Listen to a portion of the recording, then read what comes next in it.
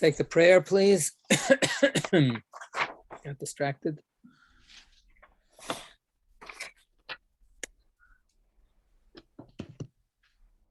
Master of all worlds, highest power, merciful parent of compassion.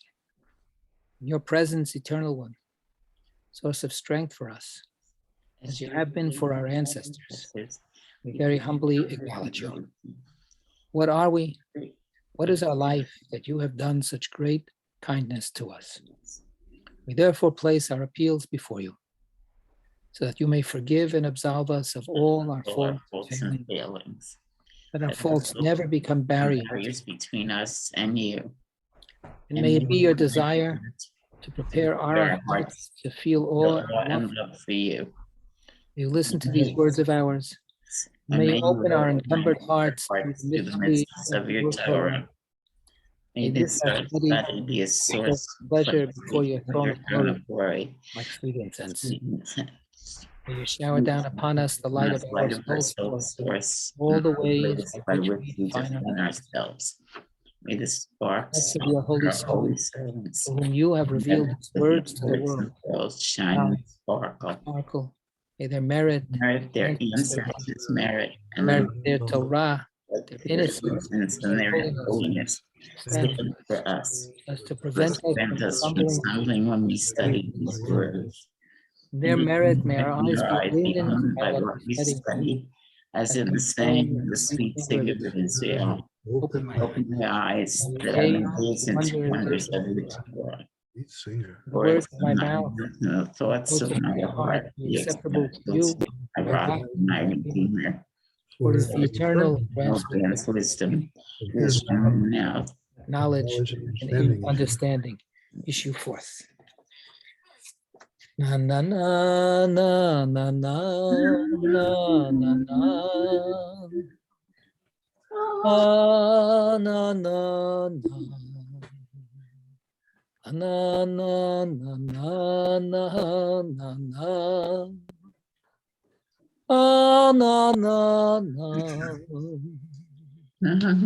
na na na na. Na na na na na na na na na na na na na. Na na na na na na na na na na na na na. Na na na na na na na. Na na na na na na na.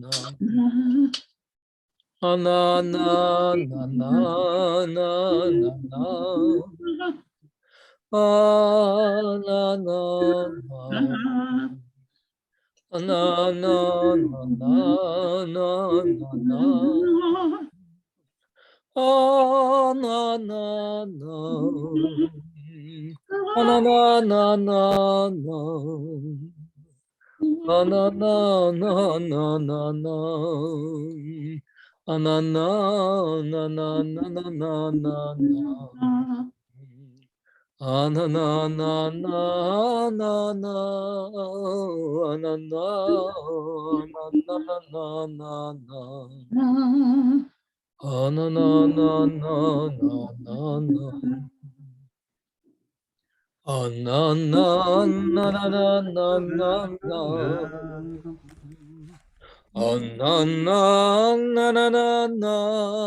na na na na na na.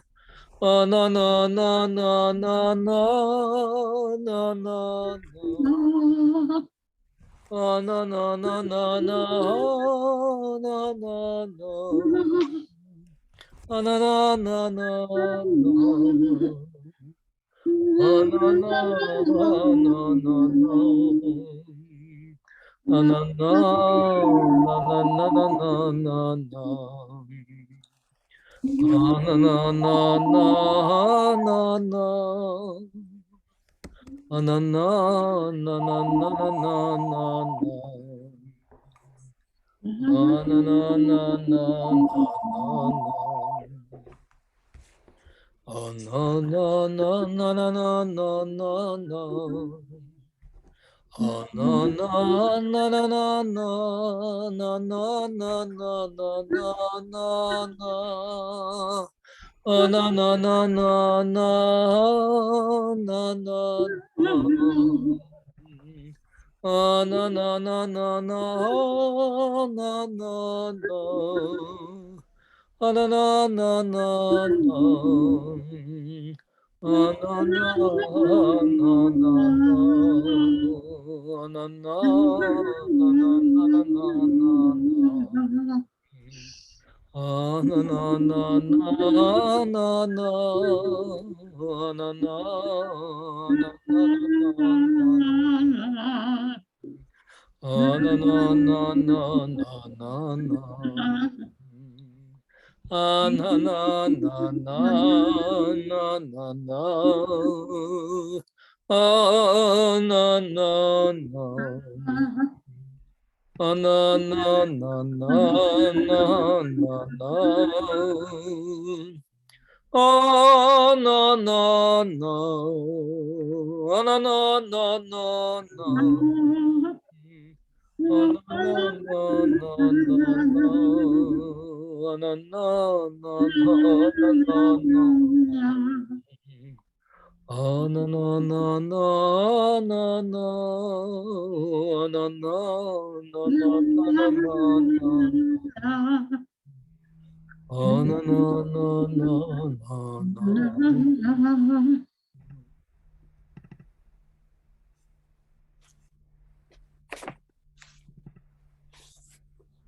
On page 377. And we read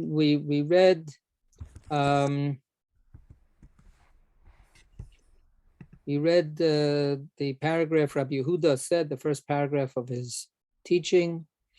We looked at that about being an adornment for God's presence here below, and then all corresponding above. Continuing that theme of the connection between the higher realm and the lower earthly realm. So now we've said that this is the way reality works, and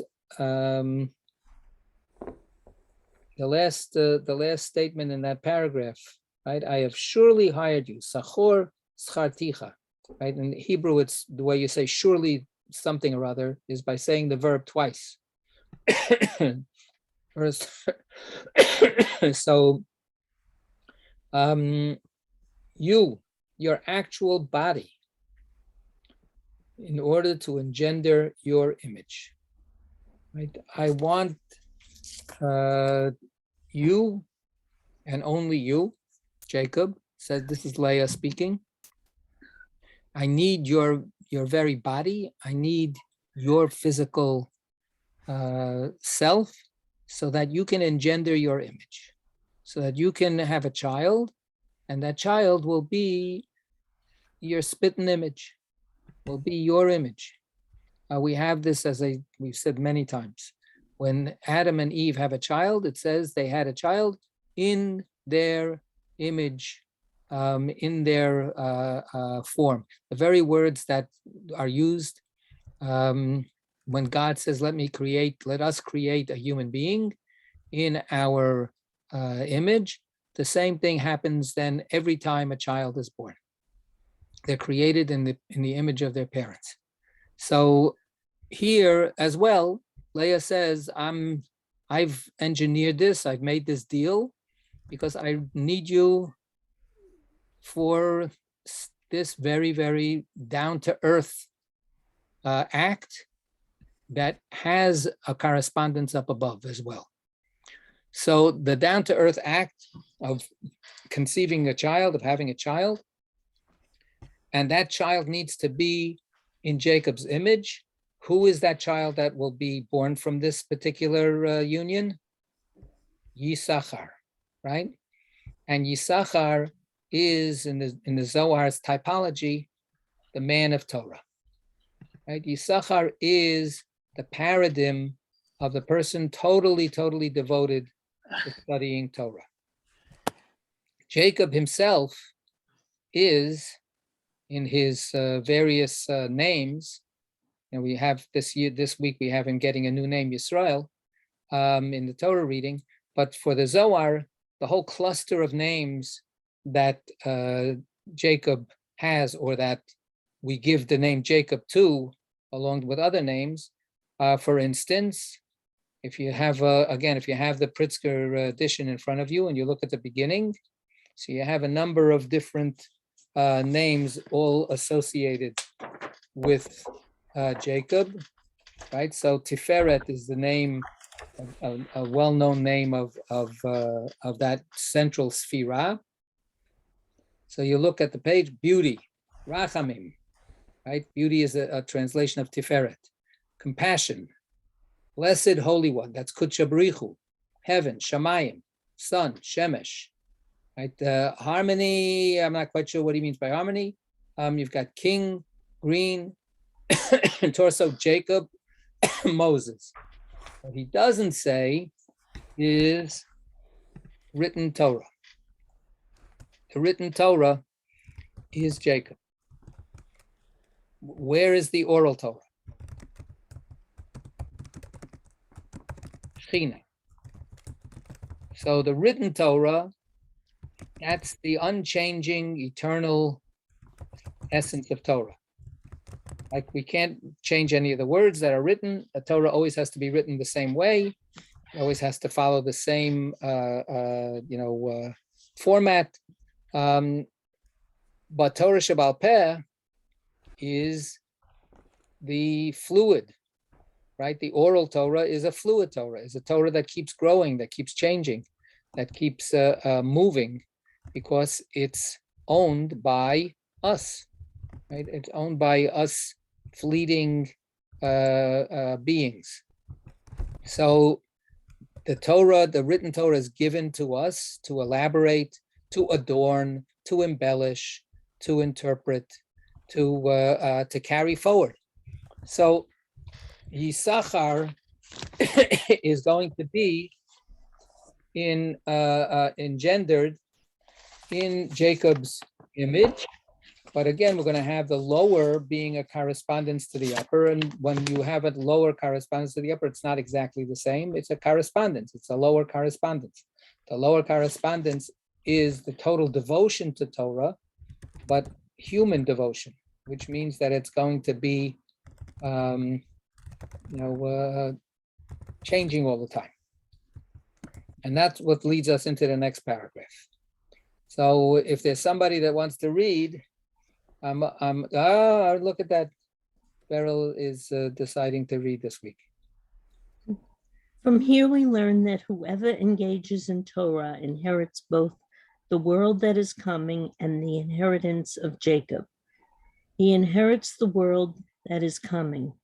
As is written, Yisachar. Yesh Sachar.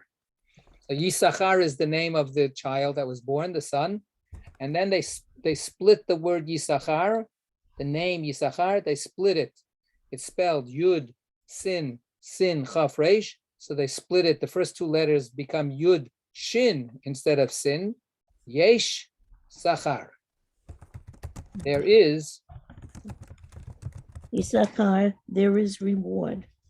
Similarly, so I may endow those who love me with yesh, substance, and fill their treasuries. Right. So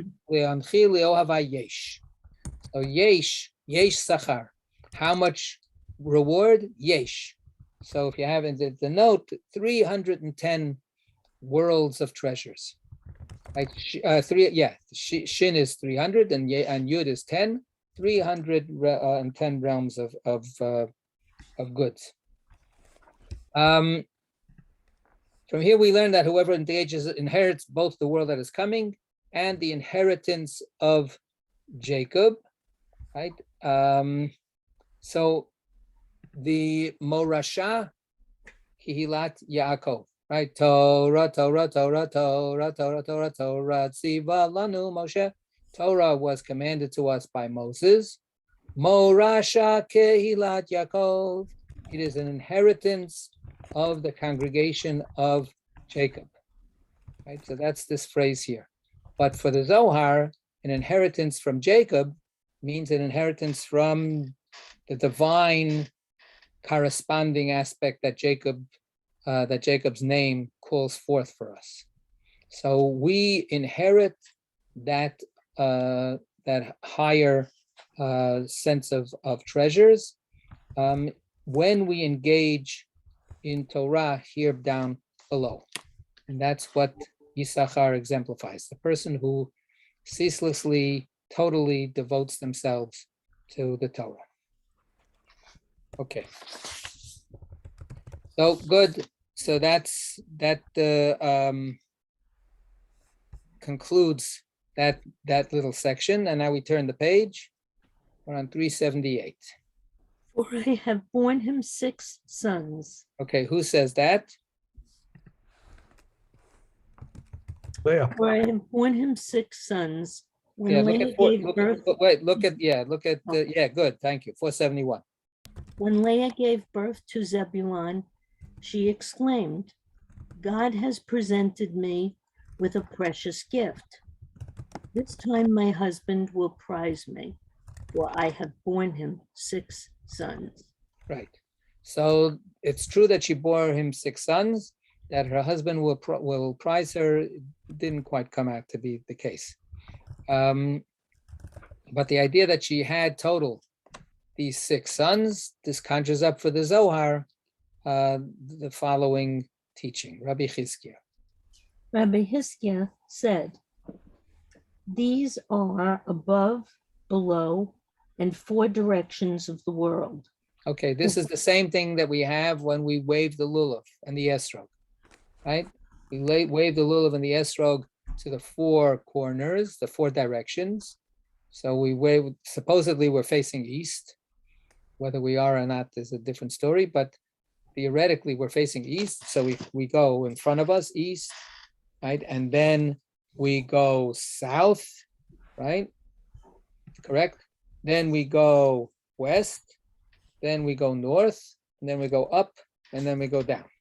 So we have the 4 directions horizontally, and then the vertical axis, the up and down. This is the 6 altogether encompassing directions that take into account all of space, all that there is. Okay, so that 6 sons that Leah had correspond to all of the world. Okay. We had this discussion, and there's going to be a lot of kind of overlap with what we had before. The 6 sons also have to do with the 6 days of creation of the world. Right? It's not just that the world spatially is composed of 6 directions. The world was created through 6 beats, right? The first day, the second day, the third day, 6 days of creation, and then the 7th day is rest. So the 6 days of creation are this idea of setting up the world, making the world be. And of course, it's no coincidence that the 6 days of creation correspond to the 6 dimensions of God that feed into the 7th Sabbath dimension, which is Shekhinah. Right? They feed into Mother Earth. They make Mother Earth possible. So these are the 6 sons that Leah, and of course Leah is the upper mother. Leah is the higher mother, right? And Rachel is the lower mother. So that's the 6. Whoever prolongs Echad, 1, must enthrone the Blessed Holy One above, below, and in all 4 directions. This is 1. Okay, so Echad is the last word of the Shema, of the first sentence of the Shema. Right? Shema Yisrael, Hashem Elokeinu, Hashem Echad. So the idea is that word Echad, which means 1, listen Israel, right? The eternal, our Almighty God, the eternal is one. The oneness of God is to encompass, to include all of these 6 spatial and spiritual dimensions all into one. How many words are in that sentence, Shema Yisrael? Coincidence? I don't know. 6. There are 6 words. There are 6 words in that first sentence. And the idea is that that final word, echad, says these 6 words are all to be brought together into one. Right? We have in our prayer tradition another sentence after that we say quietly, right? Shema Yisrael Hashem Elokeinu Hashem Echad. Right? We say those words, Baruch Shem Kvod Malchuto Le'olam Va'ed. We say that silently. Larry, how many words are in Baruch Shem Kvod Malchuto Le'olam Va'ed? 6. Right? So this is according to the tradition of the Zohar and beyond. This is that upper and lower correspondence. The upper world, the lower world, they correspond together, but the lower world is, it's said more quietly. What else differentiates the Shema sentence from the Baruch Shem Kvod Malchuto sentence as being upper and lower? Yeah, Glenn. One is in the Torah, the other is not in the Torah. Exactly. Right. Shema Yisrael is a quote from the Torah. There it is in Deuteronomy. Baruch Shem Kvod Malchuto Le'olam Va'ed doesn't exist anywhere in the Torah.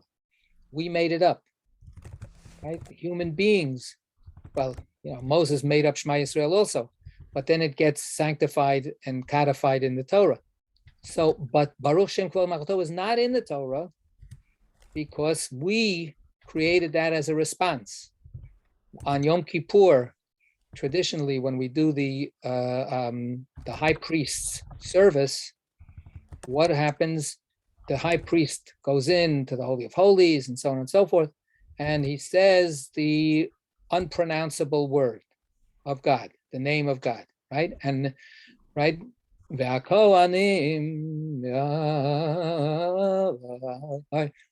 they heard that Shema Meforash, they would all fall flat on their faces. That's the bowing down part of the service. And they would say, Baruch Shem Kavod Malchuto Le'olam Va'ed. And that's the one day that we say it out loud. That's the one day that we put it out there. So that was the people's response to hearing the name of God, the holy name of God. So this is our contribution with the upper level, the Torah itself. Yeah, Len. Yeah, I thought there was a different explanation of that the Baruch Shem Kavod Malchuto Le'olam Va'ed was something that the angels would respond to God, and because on Yom Kippur, there are many angels, yes. We don't eat, we don't have sex, that's whatever, right. We're standing with our feet together, whatever, therefore we say it. Right, so yeah, just kidding. Yes, that's another beautiful explanation that we have ascended to this very high spiritual level on Yom Kippur. So we're up there in the heavenly spheres, and this is something that the angels say. So that's a different midrash, and it's another, way of thinking about it. But there's 70 faces to the Torah, right? So yeah, so that's where we are now in the Zohar, that Rabbi Chizkiah is saying that one has to be, when we meditate, when we say the word one, we have to include in that one this whole concept. We have to sort of circulate our imagination into the 6 dimensions and bring them together in our minds and in our hearts. So this is and you can't just do it like that. So you prolong the echad. You say the word echad, take a little longer to say it, so that you can have the time to imagine, to have the kavanah of actually traversing all of this spatial spiritual expanse and bring it into oneness. Okay, so that's the idea of bringing it together and saying it with more attention, with more mindfulness. Let's look at 473.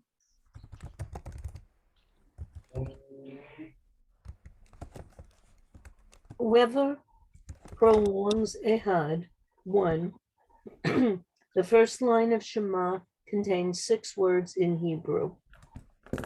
Etc., etc. Traditionally, one who prays prolongs the pronunciation of the final word, Ehad, one. good. So we did that already. Now, Rabbi Yirmiyah was sitting before Rabbi Hia, son of Abba, who saw that he was prolonging very much. He said to him, once you have enthroned him above and below, and in all 4 directions of heaven, you need do nothing more. Okay, so this is an intriguing little story in the Talmud. So on the one hand, this backs up the idea that this is what we're supposed to be thinking of when we recite the Shema. But this story is a kind of it's telling us something in addition. It's telling us in terms of the experience of Rabbi, who was it? Rabbi Yirmiyah, right? Rabbi Yirmiyah, and his teacher sees him reciting the Shema, and then he's watching him say the Shema, and he's watching, and he's watching, and he's watching. He's going, how long is this guy prolonging the Echad? What the heck is going on here? And he intervenes, right? And he says, cut it out. It's enough already, right? Once you've already done this unification, don't keep draining a cup. Don't keep on going around in circles with this kind of extra. So what we have in that story is a kind of a disquiet about what this super mindfulness could lead to, right? How, don't overdo it. There's a point to be grasped, grasp that point, and then go on, go to the next thing. The danger, of course, is that the unification that if you're gonna keep on doing this, who knows where you'll go? Your unification may end up becoming a false unification. What will you unify into that unification of yours? If you're going to spend 10 minutes on the unification, who knows what you will decide is one. So his teacher says, I want to warn you, back off a little bit, right? Prolong the echad, have that kavanah, and then be satisfied. Merle. No, can't hear a word. You're Sorry. muted. Yeah, I'm okay now. I was at a service once, very small group, and the person who was leading services wanted us to do a very slow Shema. Really, really, really slow. I understood the point, but for me, it was excruciatingly slow and sort of lost the whole point of the thing at a certain point. I'm just offering my experience. Yeah, I think that this is a big challenge, and obviously one size doesn't fit all. So different consciousnesses work at different frequencies and different speeds and all that kind of stuff. The challenge of slowing us down, I'm very sympathetic to. I cannot keep up with anybody in our shul in reciting the Shema. I never finish the Shema in time with everybody else. I don't know how they do it. So saying the Shema more slowly is something I'm very much in tune with, but I also know what you're talking about. That so how do you control that? So we were talking a little bit about this, I think a couple of weeks ago when we were doing Pirkei Avot and the Sunday morning group. Mm-hmm. Yeah, Larry. Well, I understand. I think that the dichotomy, and I really feel it. I read a book, I have it on my shelf, by Norman Lamb about the Shema. And he talks about how it's, in his view, it's not a meditation. In other words, it's not a mantra, it's not a chant, but rather it's an intellectual experience. Like that's his point of view. And I think that that's what I see here in the interchange between Rabbi Yirmiyah and Rabbi Chia Bar Abba, that, in other words, one person views it as a kind of meditation, and another person views it as an intellectual experience. Yeah, so I don't know if that's necessarily the only way to look at it, and I'm not looking at it that way, because I think that the teacher, Rabbi Chia Bar Abba, he's explicitly says this is what's comprised in the kavanah, unification of up and down and the four directions. That's, I wouldn't call that an intellectual thing per se. He is demanding a certain amount of meditative concentration. He's being the six directions. I mean, I said those words. The truth is, when I say those words, the six directions, I'm not thinking about the six directions. I'm just using words. To actually meditate on the unity of six directions is not it's not about a proposition. It's not about stating a proposition.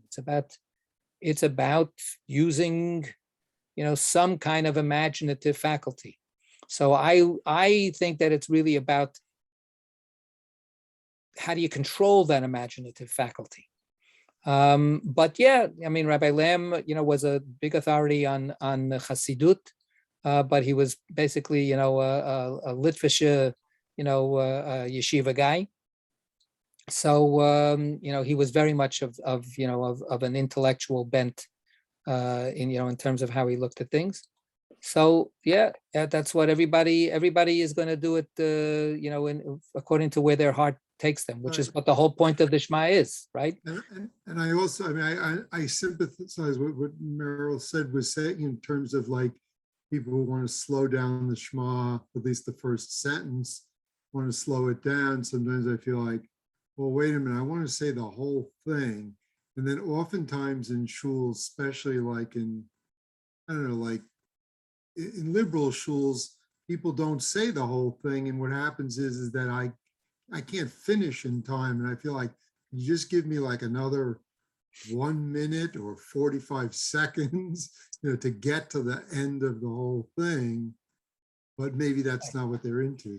So in certain traditional communities, it's not actually known by a number of people in our own community at Shomrei, but in certain traditional communities, the custom is you wait for the rabbi to signal that it's okay to go on past the Shema.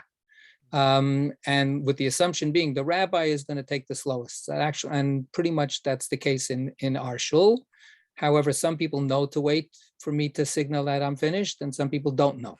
So it goes according to the way it goes. In terms of practical shul stuff, I'm therefore also very against saying the last paragraph of the Shema out loud. There's a custom in some places to say, oh, because this is really good, it's about the tzitzis and about this and that. So they start chanting that, with trup, the last paragraph of the Shema. But that's, I know from my own personal experience, very distracting if you're not up to the last paragraph of the Shema.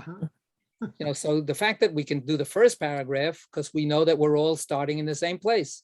So it works. And it's a beautiful custom.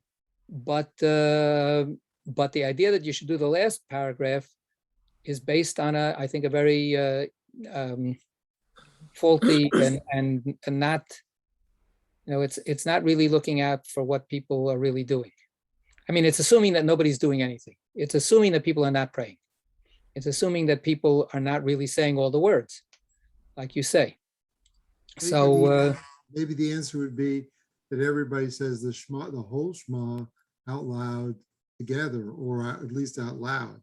but that would be coercive.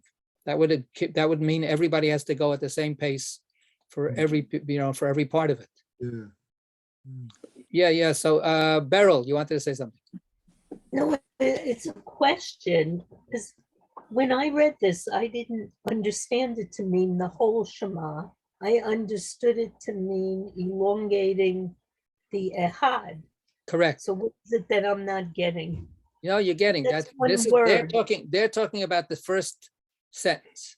Then we just happened to be in our own discussions. We started talking about, but meanwhile, what about the rest of the Shema? I mean, the first sentence is the core of the Shema.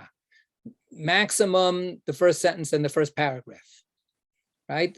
Then, so but then, you're still supposed to pray with your heart. So how do you just rip through the rest of the words?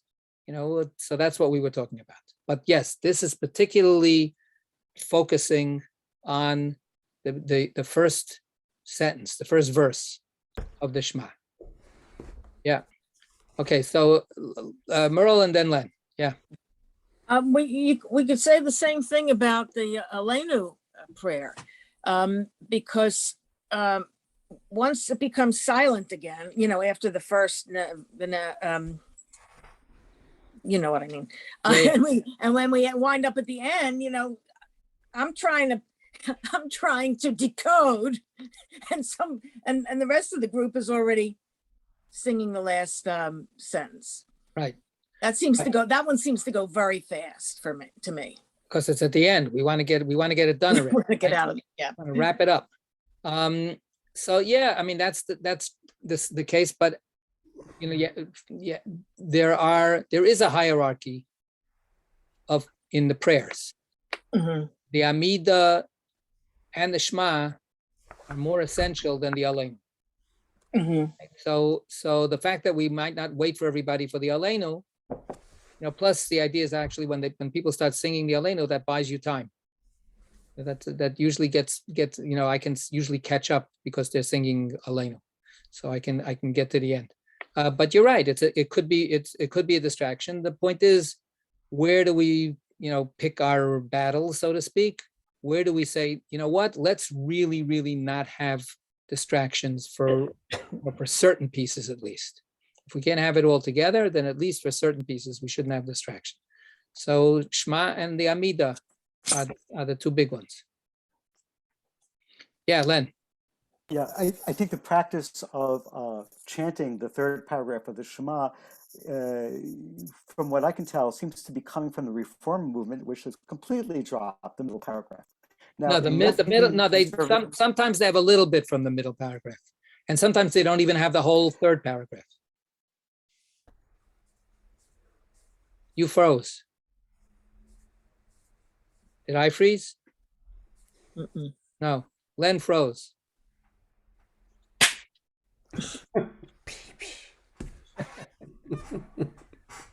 I don't know. We're gonna have to come back to you, Len. You're frozen. What can I say? Akalta Litvak. Got all frozen.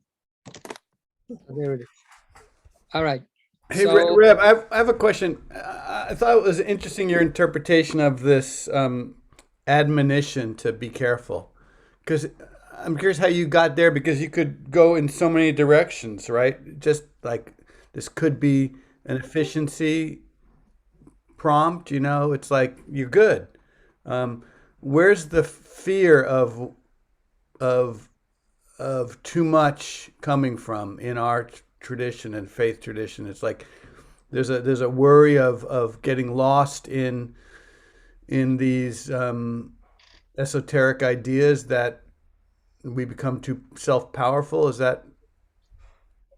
And we make mistakes. We get misled. And I mean, it can be an emotional, it can be an intellectual problem, to take Rabbi Lamb's approach. It could be an emotional and spiritual problem. The idea that esoteric learning, right, is dangerous. It's a very ancient idea. If you share certain kinds of radical notions too freely, they end up getting misinterpreted and taking people in the wrong direction. And history has that happen again and again and again and again and again. But sometimes, the opposite, happens as well. People are too afraid to really delve deeply into something. People are, want to constrain things, and they don't want to let them grow and they don't want to let them grow and flourish and expand. So Yelen, you froze, but you froze so we lost a whole bunch of what you were saying. Okay, so what I was saying is even in left-leaning conservative shuls, they seem to be giving more and more lip service these days to the second paragraph. Also, the second paragraph is theologically challenging for many moderns. Right, that's why the Reform movement left it out. Yes. So I think that there's a shift, at least in part of the conservative movement, to just giving lip service to that second paragraph. Lip service is another word for prayer, right? Also, in many Sidurim, even traditional Sidurim, if my memory serves me correctly, the second paragraph is printed in a smaller font than the first and third paragraphs, at least in the older ones, as if it's not as, doesn't have the same importance. I don't know. I don't know that that's correct. That I wouldn't put too much weight into one particular Sidur. I don't, when I visualize right now, some of the Sidurim that I use, that's not the case. So, but all the other things that you're saying, yeah, in modern times, we struggle with the content of what this stuff is going on. What's happening. This whole consequentialism. This, if you do this, then good. If you don't do this, then bad. We're very uncomfortable with that. I know for myself, when I do say the second paragraph, if I don't zone out, I have to use a recon word, transvalue it, so that in a way that it makes sense to me. Otherwise, I'm saying something that I can't relate to. Why say it? I don't know. Or I'm saying it just to say it because my father said it. Okay, well, that's the beginning. I think that transvaluing is an essential part of kavanah. That's why I don't want, personally, that I don't want to control everybody's chanting of the text.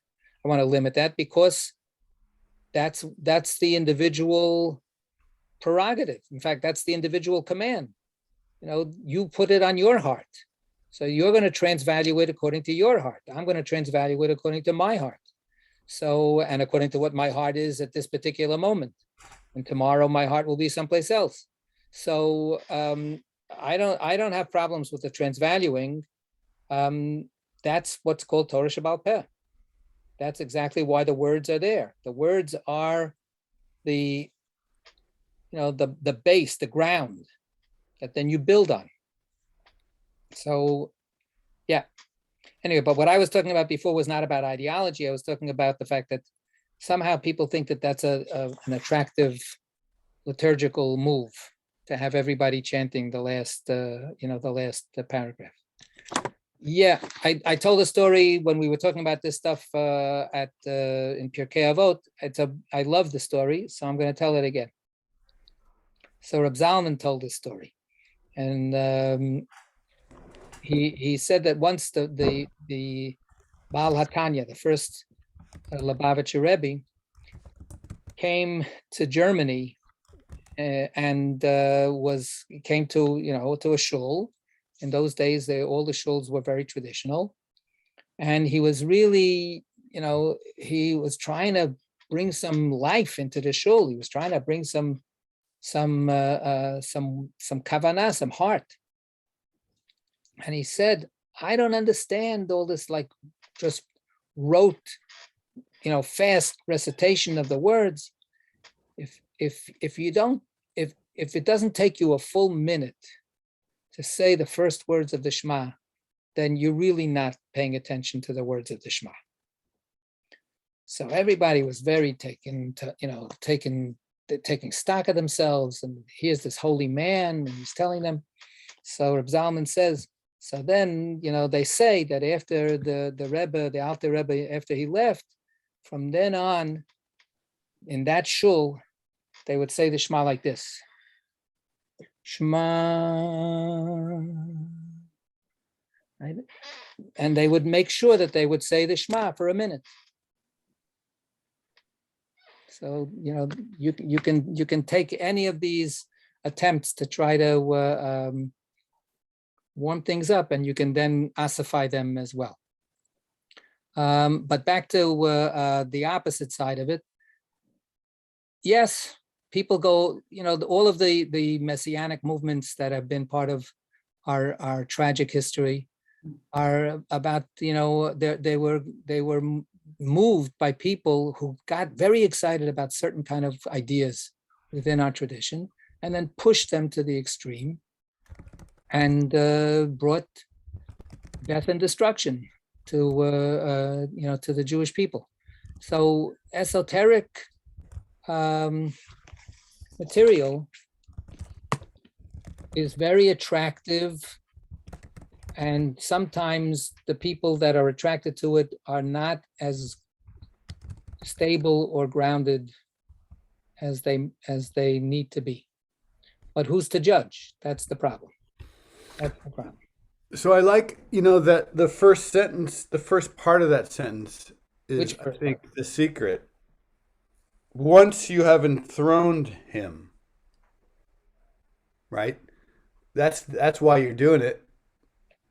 Once you've understood and you've connected with the majesty, move on, right? It's not your own power of esoteric amazingness. It's connecting to that first part there. Right. At least that's my interpretation. Okay. And, coming back to what Rabbi Lamb was saying, there's a certain claim here that you can feel that you've done it. The infinite oneness, you could start getting so worked up about that you'll never stop working on that unification. And what this teacher is saying is, like you said, don't get caught up in like you have to now unify everything. Take us, do it in some kind of manageable, bite-sized way, because there's more things for you to do. There's more things for you to do. So, you're not an angel yet. You're a human being. You're flesh and blood. You gotta move on to the next step. Rabbi? Yeah, Rich.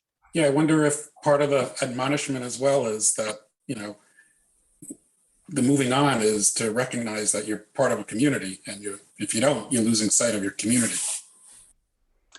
Well, we don't know actually what was going on there. Was he davening with a minyan? Was he davening on his own? The fact that his teacher sort of like tells him this right while he's davening might indicate the opposite, that he was saying the Shema in his own personal davening without everybody else around. So, unless you're talking about that he's going to go off into some kind of like, trance and leave, leave this world altogether and leave the community. If that's not what you're saying, then I don't know that the particular situation that he was in a communal davening. But the problem that you're mentioning is a real problem. That really is a problem. Being self-involved. Well, that again, when is self-involved selfish, and when is self-involved a spiritual search? Sometimes you really need to be self-involved because there's stuff to be involved in yourself. So it's the problem.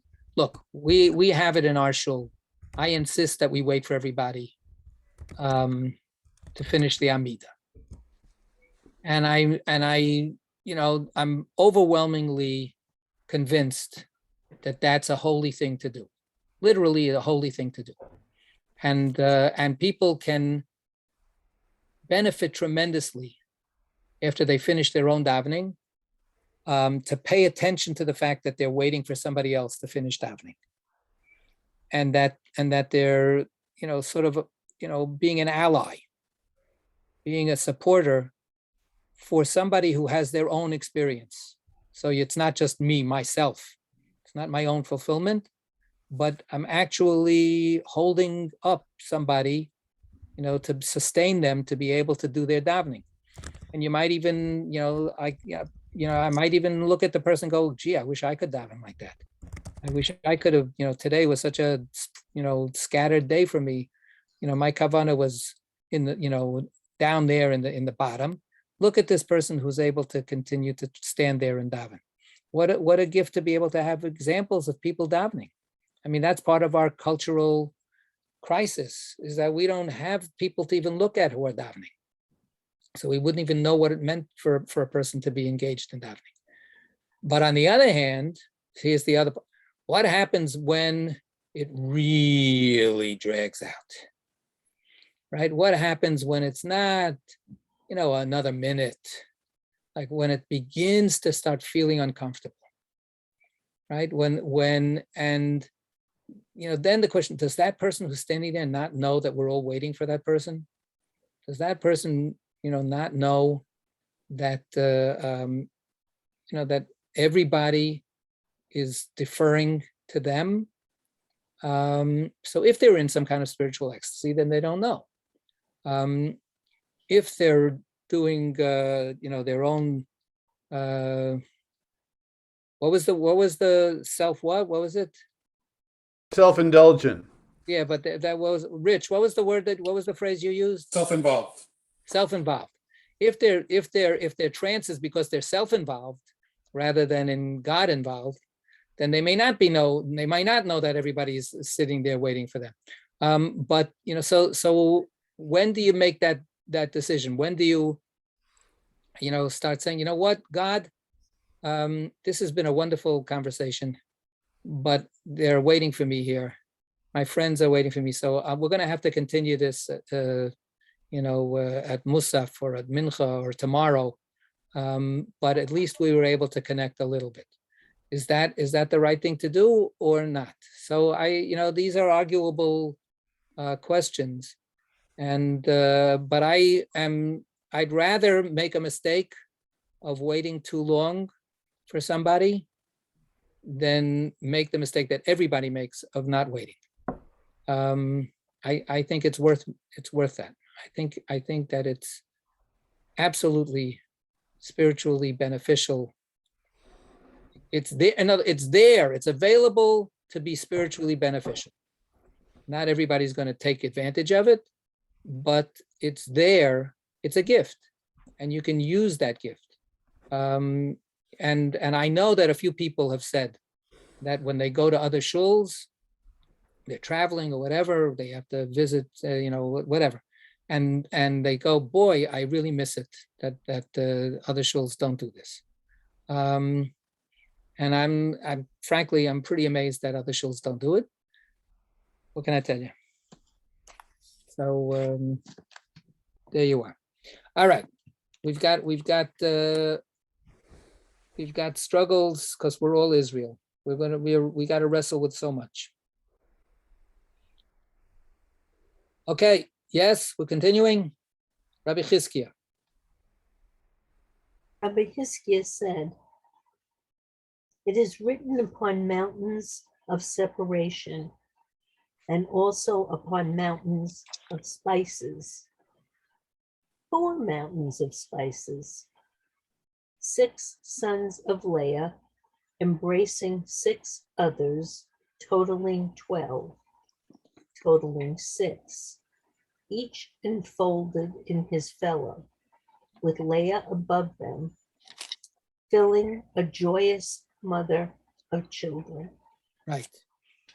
So these are verses from Shir HaShirim. The first one reads as follows. Right.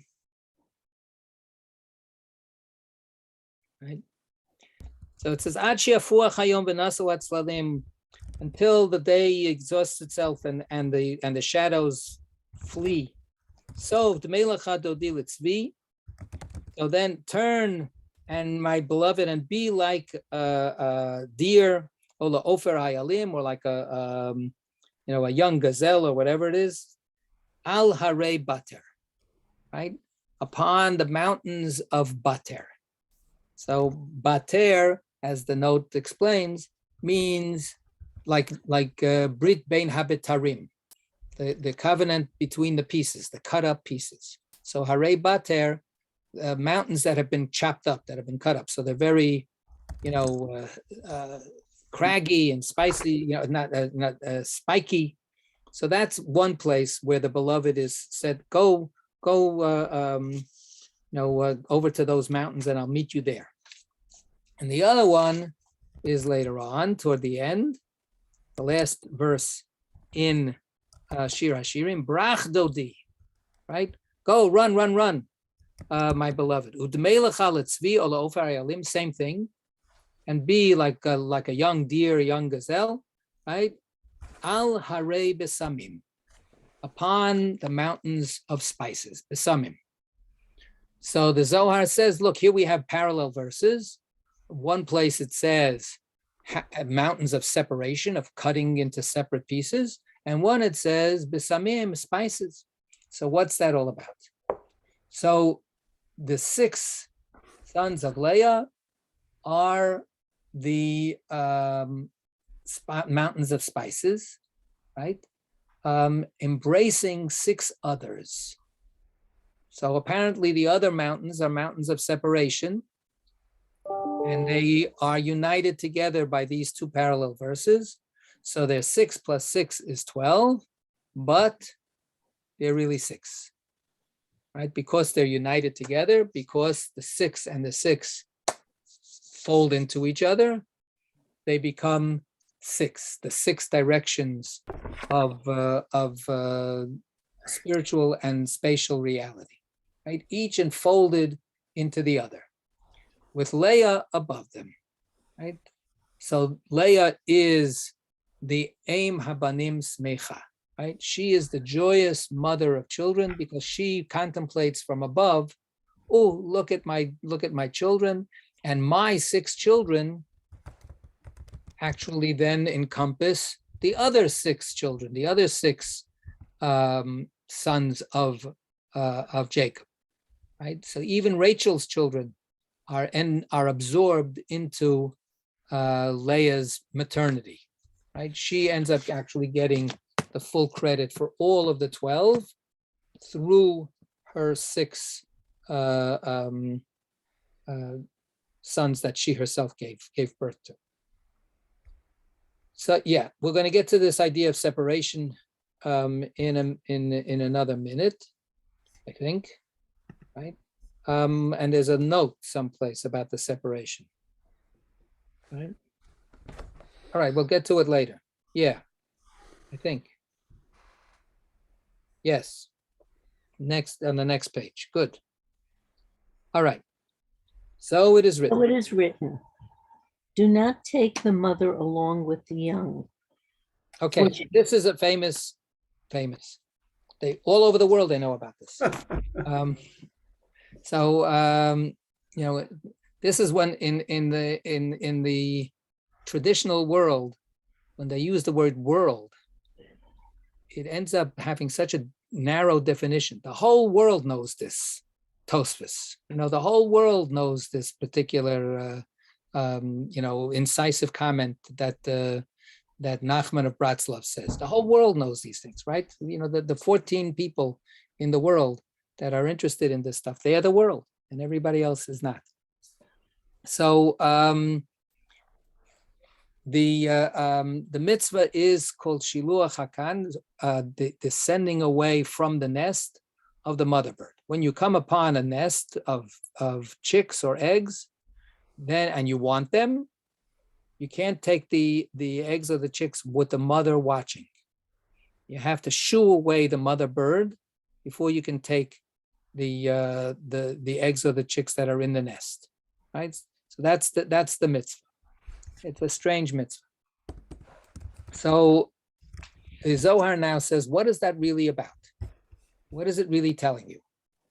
So the answer is, go ahead, for she is Start it again. So it is written. So it is written, do not take the mother along with the young, for she is the concealed world, unrevealed. So let the mother go, since she is totally unrevealed, and the young you may take for yourself. Okay, look at 477. She is the concealed world, unrevealed. So let the mother go. The mother bird symbolizes the divine mother, Binah, who lies beyond comprehension and cannot be grasped. So let her go. Put her out of your mind. Do not even try to capture this subtle dimension of divinity. Rather, focus on the young, the lower Sifrot, engendered by Binah. Right, and then a whole bunch of references. Okay, so this is Rabbi Chizkiah's advice, and maybe a little bit echoing one way of looking at that Gemara's citation that we had before about saying the Shema, where he says, this, why do we shoo away the mother? Because we're relinquishing ownership over the mother. We have no possibility of grasping the mother, right? So in terrestrial terms, we have given then, therefore, a mitzvah, shoo away the mother, actively push the mother away. And then you can take the little ones. And what this is now being said is on an intellectual level or on a spiritual level, there are certain things that are beyond you. Don't even go there. Go where you can have a grasp of what's what. Because otherwise, you're gonna, the danger things that we were talking about before, either you will sink into nonsense or madness or something truly wrong and dangerous. Remember the 4 sages who entered Pardes, 3 of them didn't come out all right. Right? 3 of them did not succeed after they went into this mystical realm. They ended up dying, going crazy, or becoming a heretic. Only Rabbi Akiva was able to enter into that orchard of searching and come out in one piece. Right? Nichnas b'shalom, v'yatza b'shalom. He entered in whole, and he came out whole. And the other 3 who were great sages and great spiritual people ended up suffering terrible tragedies. Right? So this is the warning here that is now placed into an explanation for what this mitzvah is all about. It's not the only explanation that the Zohar gives. The Zohar gives other explanations as well, but here it gives this as a kind of, these are the limits of our theosophical reach, and now translate that theosophical reach into human reach. It's not, however, I would say, too far of a reach to say that warning, it's a warning against hubris. We are destroying our world out of self-involved hubris because we don't pay attention to what we're doing, we don't pay attention to the damage that we're doing, and we have an exaggerated sense of our ability to solve problems when they get to a critical point. We'll get there, we'll figure it out. We've always solved our problems until now, we'll solve it again, right? Technological ingenuity will come up with some special way to save the world because we're great. This is this warning of, you know what? You're not the know-all of all there is. There are things that are beyond you, and that requires you to, yes, grasp the chicks, grasp the eggs, but with some kind of humility, with some kind of sense of perspective of what you're capable of and what you're not capable of.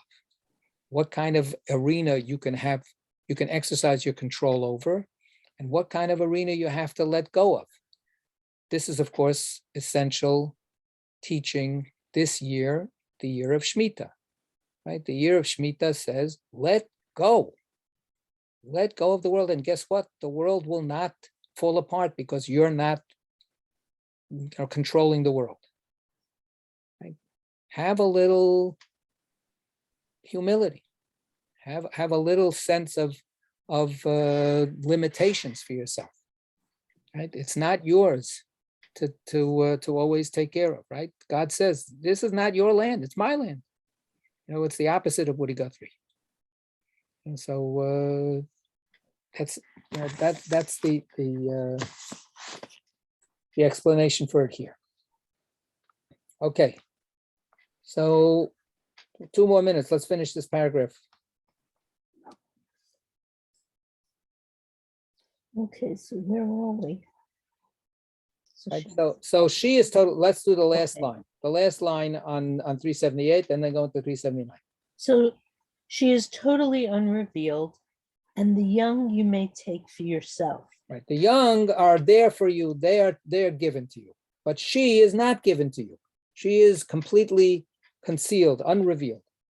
They, however, they are given to you to take, corresponding Corresponding to what is written, for ask now of primal days, from one end of heaven to the other. So this is Moses at the beginning of Deuteronomy. And he says, Sha'alna, yes, please, I'm encouraging you. There are things that you should ask about. What should you ask about? Primal days, from one end of heaven to the other, but not what's above heaven. Ask about everything, the primal days, those are the 6 days of creation. Ask about them. Go ahead. All these are called mountains of spices. From here below are called mountains of separation, as is written, from there it divides, mountains of division. Right, that's what I was searching for before. So the mountains of division are below the oneness, right? The one God, in whatever different kinds of variations of conceptions that we have, Sfirot and Partsufim and this and that, we can do all kinds of things to try to grasp a little bit of God. But in the end, we have to remind ourselves that it's all one. And then there are the mountains of separation. This world is the Alma de Piruda. This world is the world of separation because I'm here and you're there. Right? The space is a space of distance. It's palpable. Right? We are not. Yes, we're sort of united in this Zoom meeting. It brings us together. But, on the other hand, let's be very, very concrete. We're all in different boxes. We're all in our own separate place. And if we weren't, then who would we be? Right? Im ein ani li mili. If I'm not for myself, who will be for me? Right? Who is the me unless I have some kind of separate identity from you? So yes, all of the connection is important and striving for connection is important, but with a recognition that we're in a lower realm with that crucial difference of what we can imagine as being a total unity and what really is, confronting us every day. All right, we're going to stop here. As I said, next week is Thanksgiving. So everybody have a wonderful Thanksgiving holiday. We're going to skip next week and hopefully be able to come back together again the following week. Okay? Sei gesund, everybody. Thank you. Have a good Thanksgiving, everyone.